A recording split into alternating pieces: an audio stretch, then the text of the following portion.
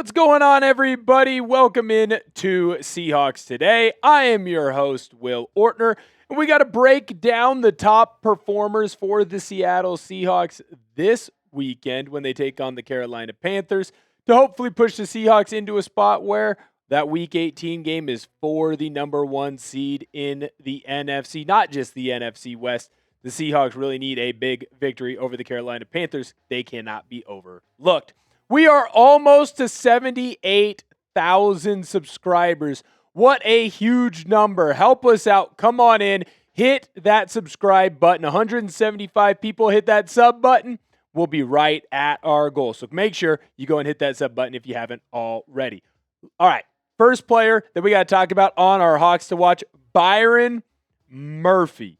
The guy has been an absolute animal all season long. He's been really leading the way for the Seahawks in that interior defensive line position. You never see defensive linemen with over 50 some odd tackles. That just doesn't happen, right? You don't see defensive tackles, guys who are playing the nose guard position almost exclusively now, and that's where Byron Murphy has been with 7 sacks in a year.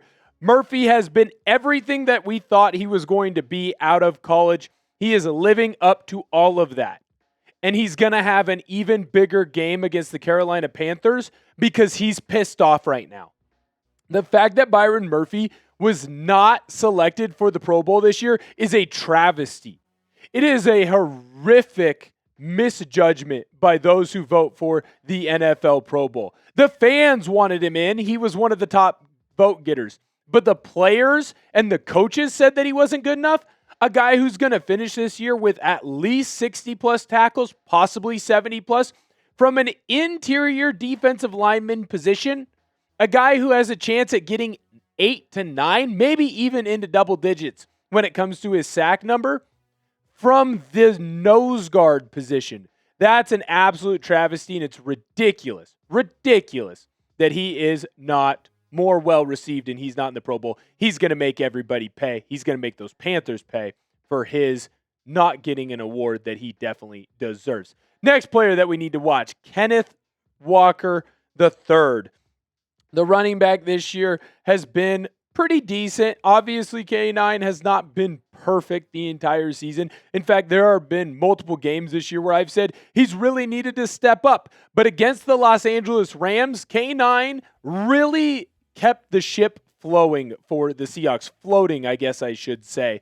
I felt like K9's ability to have that breakaway run, 55 yards, was huge in that matchup against the Rams, while the rest of the passing attack and that Seahawks offense kind of figured out where they needed to be. Kenneth Walker is going to be over 1,000 yards rushing on this season, and I think there's a halfway decent chance that he gets there in this game against the Carolina Panthers. He needs to have a big performance, and I think that he will. He knows that he's in the last year of his contract, and the bigger that he can perform late in the season, the better it's going to be for him. Speaking of his contract, do you want to see the Seahawks re-sign K9? Now that his contract is up, he could be a free agent.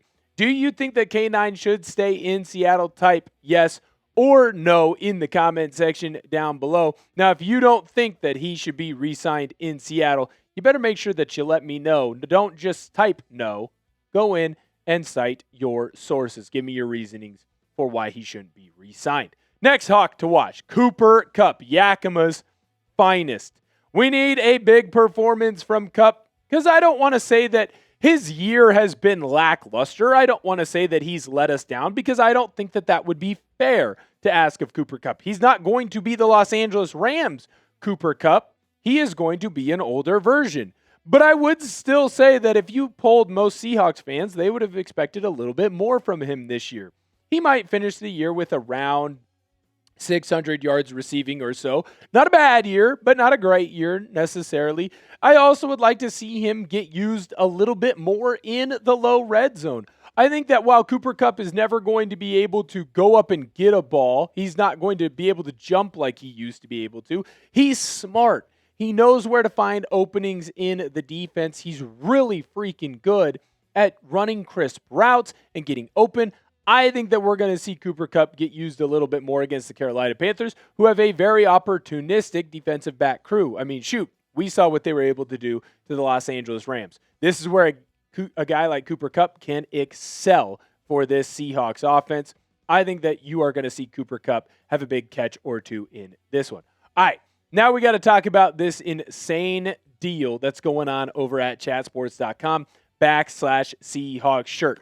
You know that I've been kind of hyping up this shirt all season long, and there's still plenty of time to have this t-shirt. It's sweet. I understand that the holiday season is kind of getting wrapped up, getting underway. The deal is still here. Was $35. It's $16 now.